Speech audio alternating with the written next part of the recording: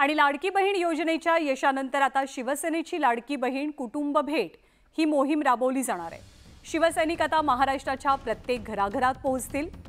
प्रत्येक घरातील मुली आणि महिलांसह घरातल्या इतर सदस्यांना राज्य सरकारच्या विविध योजनांचा लाभ मिळतोय की नाही, तसंच त्यांना लाभ मिळालेला नसेल तर त्या कुटुंबाला तात्काळ लाभ मिळवून देण्यासाठी शिवसैनिक प्रशासकीय कागदपत्रांची पूर्तता करतील।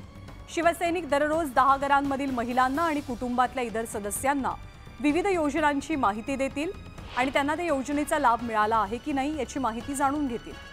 ज्यांना योजनेचा लाभ मिळाला नसेल त्यांना तात्काळ योजनांचा लाभ मिळवून देण्यासाठी शिवसेना मदत करणार आहे।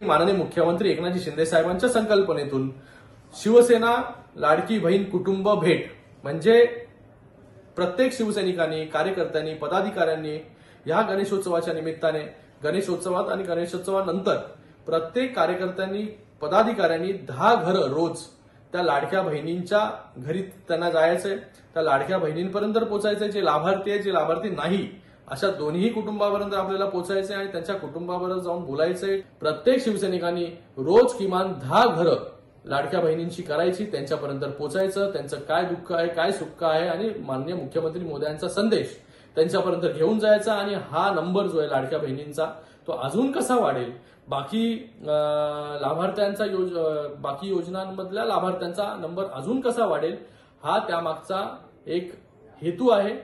म्हणजे प्रत्येक घरामध्ये 2-3 लाभार्थी जे आहेत या महाराष्ट्रामध्ये तयार होतील, या अनुषंगाने माननीय मुख्यमंत्री एकनाथ शिंदे साहेबांनी सगळ्या शिवसैनिकांना हा आदेश दिलेला आहे। तर शिवसेनेची ही योजना नेमकी काय आहे आणि ती कशी राबवली जाईल याची माहिती जाणून घेऊया। ही योजना असेल लाडकी बहीण कुटुंब भेट योजना। या योजनेअंतर्गत शिवसैनिक दररोज 10 कुटुंबांना भेट देणार आहे। 10 दिवसात 100 कुटुंबियांना शिवसैनिक भेटी देतील। राज्यभरातल्या प्रत्येक विधानसभा मतदारसंघातील शिवसेनेचे 100 शिवसैनिक दररोज 10 कुटुंबांना भेटणार आहेत। प्रत्येक विधानसभा मतदारसंघातील 100 शिवसैनिक 10 दिवसात 10,000 कुटुंबांच्या भेटी घेतील।